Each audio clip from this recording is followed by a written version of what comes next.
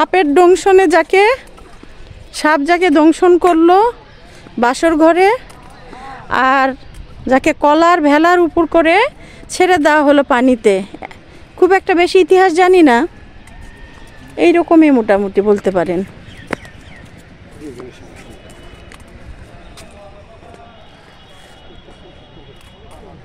খুব সুন্দর এখানে গার্ডেনিং করা আছে। এই যে এটা পড়লে বুঝতে পারবো, গোকুল মেধ বা বেহুলা লক্ষিন্দরের বাসর ঘর নামে সাধারণত পরিচিত। এই প্রত্নস্থলটিতে 1934 ও 36 সালে প্রত্নতাত্ত্বিক খননের ফলে 172টি বন্ধ প্রকোষ্ঠের সমন্বয়ে গঠিত 13 মিটার উঁচু একটি মঞ্চের ধ্বংসাবশেষ অনাবৃত হয়। এ মঞ্চের সমতল শিরদেশ প্রথম নির্মাণ যুগে খ্রিস্টাব্দ 6-7 শতক একটি বৌদ্ধ উপাসনালয় স্তম্ভ মন্দির নির্মিত হয়েছিল।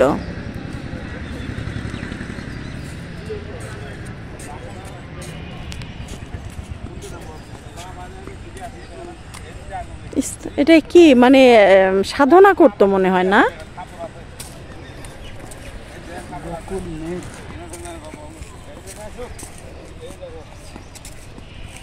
এটার উপরে হ্যাঁ, এটা ওখানে তো পড়লামই, অনেক পরে আবিষ্কৃত হয়েছে। এটার উপরে আমি উঠবো কিভাবে?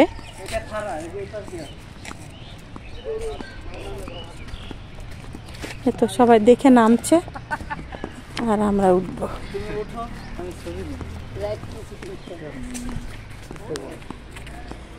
অনেক খাড়া সিঁড়িও তো নাই, এখানে ওঠাটাই বড় কষ্টের হবে। তো ভিডিওটা লেন্দি হতে যাচ্ছে, আশা করছি আপনাদের ভালো লাগবে।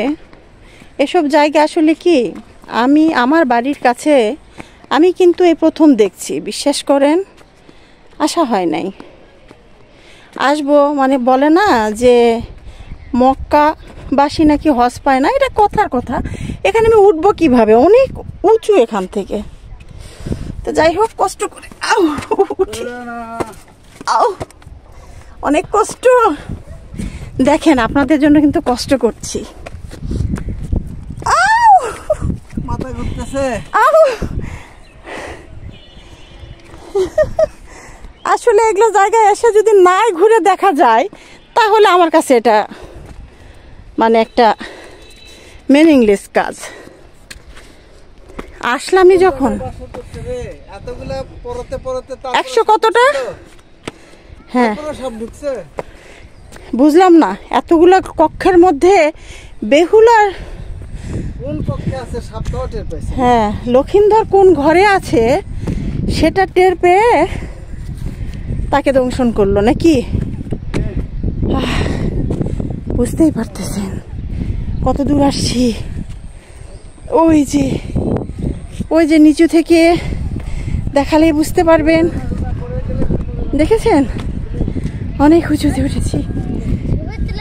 ও এই তো, এই যে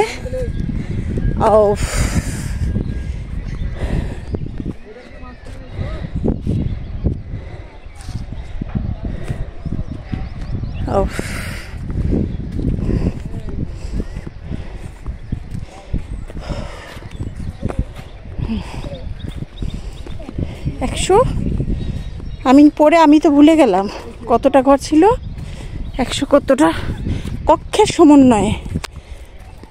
হ্যাঁ, এই যে ঘরটা,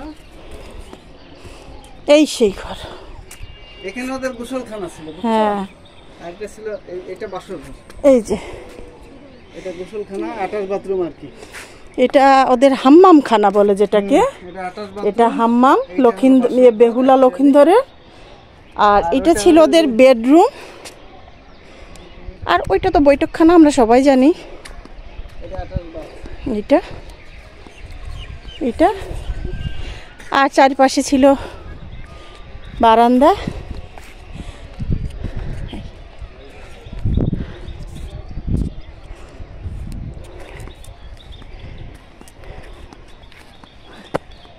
চতুর্দিকে করিডোর দ্বারা বেষ্টিত ছিল। পরিবেশটা দেখেন না কত সুন্দর, মনোরম পরিবেশ। তো এই তো আমার তো এই বেহুলা লক্ষিন্দরের হাম্মামখানাটা দেখে এই আধুনিক যুগেও মনে হয় এইরকম একটা সুন্দর চিন্তাধারার হাম্মামখানা ভালোই লাগছে।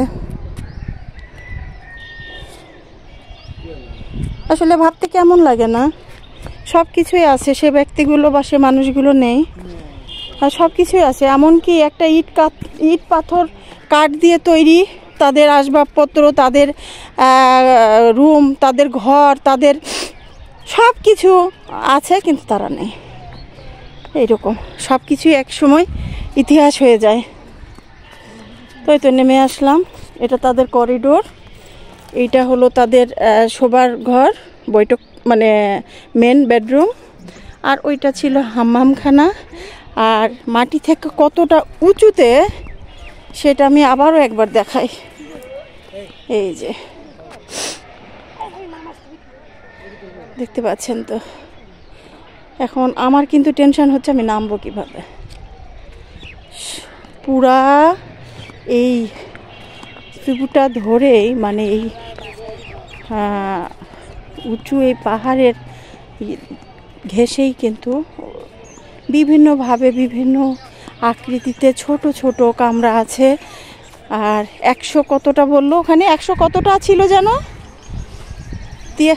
71 না 73 না, যে এরকম একটা সংখ্যা রুম আছে, সেটা দ্বারা বেষ্টিত ছোট ছোট। ওটা হলো ধ্যানের মনে হয় না, অধ্যাবসায় বললো না ওখানে ধ্যান করতো।